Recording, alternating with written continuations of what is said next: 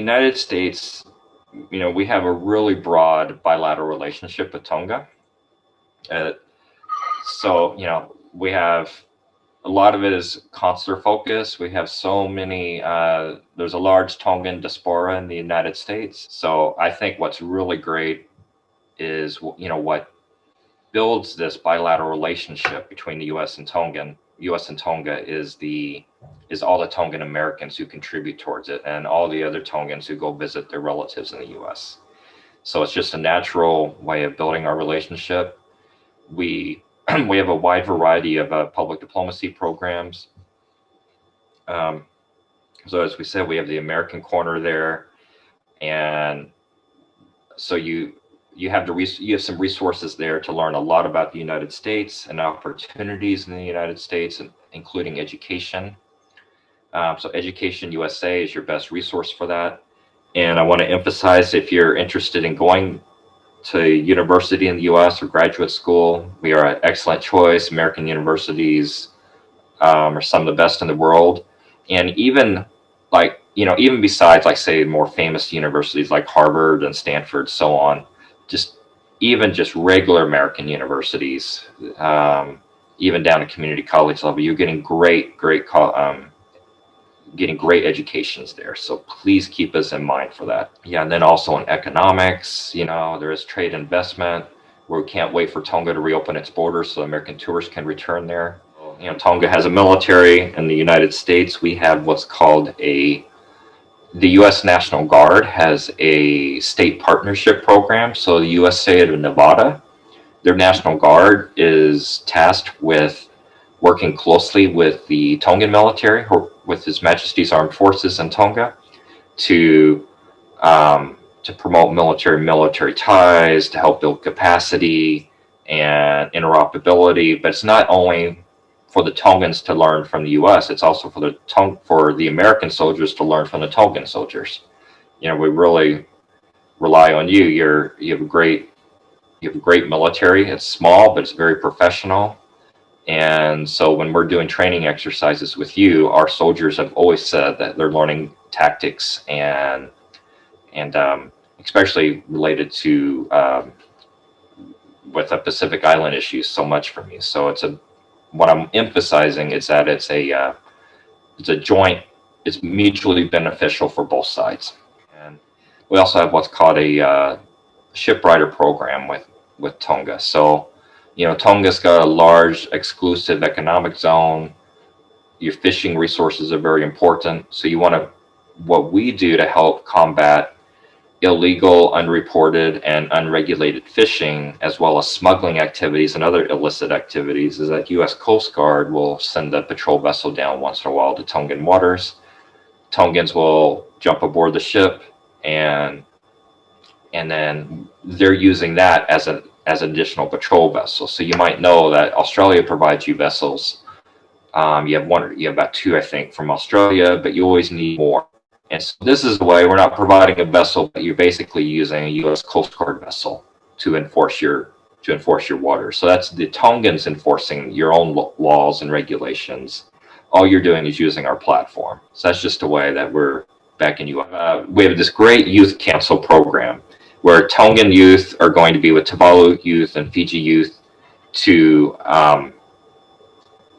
really expand, to talk about environment, humanitarian issues, you name it. And it's a wide range of issues, but especially focused on humanitarian environmental issues that really to progress your society in that. We also have the IBLP programs. We've got the Fulbright program. So there's a wide range of educational programs that the American Corner can really help you with. Please talk to them. Then they can get in touch with our embassy here, and we can maybe find a way for exchanges where you can go to the U.S. for an exchange program. So if you're interested in doing that, please reach out. There's a wide variety of them, and we might be able to find something that suits you. The other thing that I would like to point out is next year we will also be recruiting for 2023 Space Camp. So if you are, if you're particularly interested in some of these things, we have Space Camp Opportunities, which is a camp focused with, in partnership with NASA and different other things. We also are working with our friends from Epitonga, the Epitonga community, on healthy living. We have had a webinar on Wednesdays. It's finishing this Wednesday on how to create healthy living opportunities for you, for everybody. So there's a range of opportunities, whether virtual, and hopefully one day when everything opens, we'll be able to physically be with you again, including our Peace Corps volunteers. We'll see how that goes. As a returned Peace Corps volunteer myself, I am very happy of the idea of being able to engage Peace Corps volunteers back in Tonga. So, Mr. Jarget, can you tell us of a favorite memory you might have in your time in Samoa? Yeah, so another favorite memory I have in Samoa involving Tongans. I just thought of this. So if I can see a raise of hands, is anyone in the room already in these rooms already familiar with a Tongan American named Vai Sikahima? I'm probably not pronouncing it right. I apologies. Yeah, I saw at least one hand. So yeah, so he's a retired American football player. So he was born in Tonga, immigrated to the United States. He played for the Philadelphia Eagles. And then when he retired, he became even more famous as a television broadcaster. I think he just retired from that recently. But so him and another Tongan football player, another Tongan American named Reno Mahe, they were both at my house at Samoa. I had them over for dinner along with a couple other, but two Samoan American NFL players. I was in dreamland that night. I had 4 retired NFL players, 6 Super Bowl rings between them. Yeah, it was it was amazing. They were all representing different teams. So they were in Samoa to representing the Polynesian Football League, which is based out of Hawaii, and they were looking at expanding the number of kids there. See how many kids might be suitable, be playing football, try and help them with getting football scholarships to U.S. And I know the Polynesian Football League is looking at going to. They probably would have visited Tonga last year if it wasn't for COVID. So reason I'm just bringing that up is that was really a great experience. I got to learn about Tonga from both of them. Got to see about opportunities of how they're good examples, more good examples of how Tongan Americans have contributed to the United States. Not just in football. Like I said, he became so famous as Philadelphia's most beloved newscaster. He was really popular. He had his own radio morning program. Reno Mahe has been involved in so many humanitarian activities in the U.S. Since he's retired. So they're contributing. It's not just like they play football. That's it. No, they've contributed. They've continued to do so much to make the United States a better place. So they're really good, really proud Tongan Americans that I was really honored to meet and have them for dinner at my house. Wonderful. It's a wonderful anecdote. Thank you very much. USAID, historically, their biggest project in the Pacific has been helping the Pacific combat and mitigate the effects of climate change, rising sea levels, etc. So one of the programs they've done with their standard program is called Climate Ready. And so they work with Tongan government and Tongan civil society officials to bring up the capacity building of applying for grants from international institutions, so that, because Tongans know what they need, to combat rising sea level and other impacts from climate change. The question is, you need the resources to do it. And in some cases, the U.S. and other bilateral partners are contributing money directly, to help with that. But the big projects are going through the multilateral institutions like the Green Climate Fund and others. And so what we're helping do is bring up capacity in Tonga to write effective, persuading grants. And anyone who writes grants knows that they're cumbersome, they drive you crazy, you pull your hair out. You really need to be an expert in grant writing. And so what we're doing is helping with key individuals and Tongan government civil society to learn right, to get effective grants so they can bring that money there. And then the other thing USAID and has done a lot is combating COVID in the Pacific. So we provided, USAID's provided a lot of money for capacity building, technical assistance, with vaccine deployment, with helping purchase PPE and other medical supplies, and then also helping the communities respond, economically, helping reorient money for that to help get jobs going in that case. The U.S. is also a major contributor to the COVAX facility. We've contributed $2 billion US already for that, and we've pledged another $2 billion more, and then we're also donating hundreds of millions of vaccines to the COVAX facility.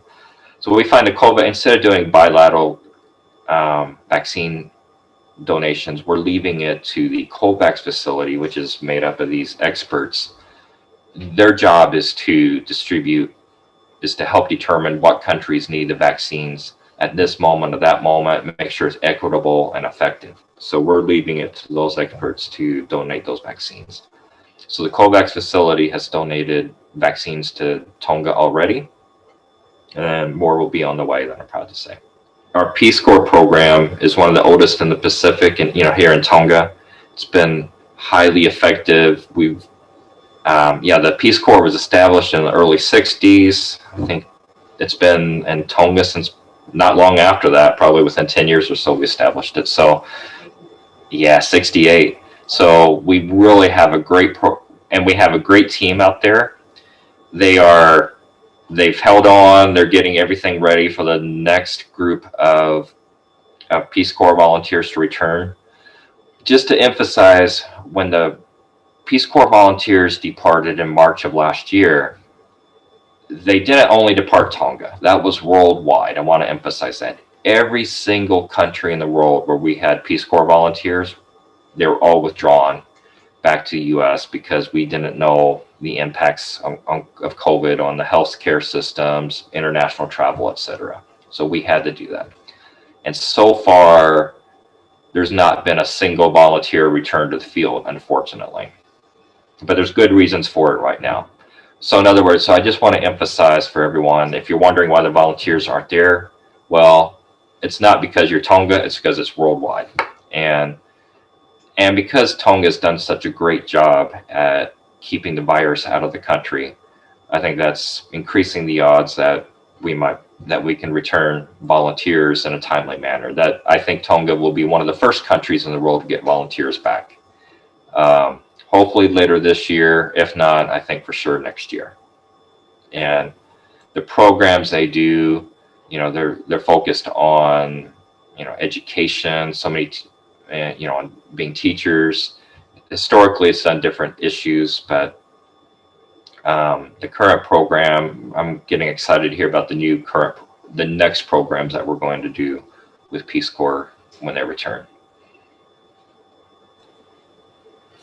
Thank you very much for that information that you gave us on Peace Corps Tonga. We really do hope that volunteers are able to be deployed again worldwide and have the opportunity to, as a American, be able to be an ambassador of our country. So without further ado, unless anybody has any other particular questions or topics they want to discuss, we are so grateful for your time, Sergey. We're very grateful for the audience's time, for being with us today and being able to connect in this town hall. Any last imparting words or any last minute advice that you would like to share with us? One thing I always emphasize to youth, and really it's the same thing for adults, is no matter your dream, ambitions, think big, walk confidently in the direction of your dreams. Don't let people tell you can't do something. You can do it. If you hit a roadblock, you go around the roadblock. Just keep going forward. And if you do that, you're going to be you're going to be surprised at how far you can go. So please keep that up. I'm looking forward to going to Tonga again, like I said, to see you. And we wish you the best at this point. We're also looking forward. I know one thing that people have been asking about consular services. Unfortunately, because of the travel, we don't have an embassy or consular section in Tonga at this point, and travel has made it difficult for people to come over here. Before the Fiji lockdown, we were able to get Tongans over in certain numbers to do their visa applications and some American citizen services with the Americans living there. Hopefully in a few months that can get liberalized. Travel will get liberalized again. But I do encourage you to keep on in contact with the American Embassy Consular section. If you need American citizen services, you should email suva@state.gov. If you need an immigrant visa, email suvaib@state.gov. And if you're looking for just a non-immigrant visa, just for a short trip to the U.S., email suvanib@state.gov. And then I'm hoping that this will get settled. I know it's frustrating. I don't blame you, but I really am hoping that consular services will resume normal in a few months. Thank you, Mr. Jean-Jacques. Thank you very much for your time. Well, without further ado, thank you very much. This culminates our time together. Stay tuned for the Pack Fleet video that we mentioned earlier in the video. This is in honor to the Kingdom of Tonga, especially its king. So if you have look at our social media platforms for any particular information that is coming up. We really do appreciate your time. You have a good day. Bye. Thank you. Happy birthday, His Majesty. Happy birthday, His Majesty. Goodbye.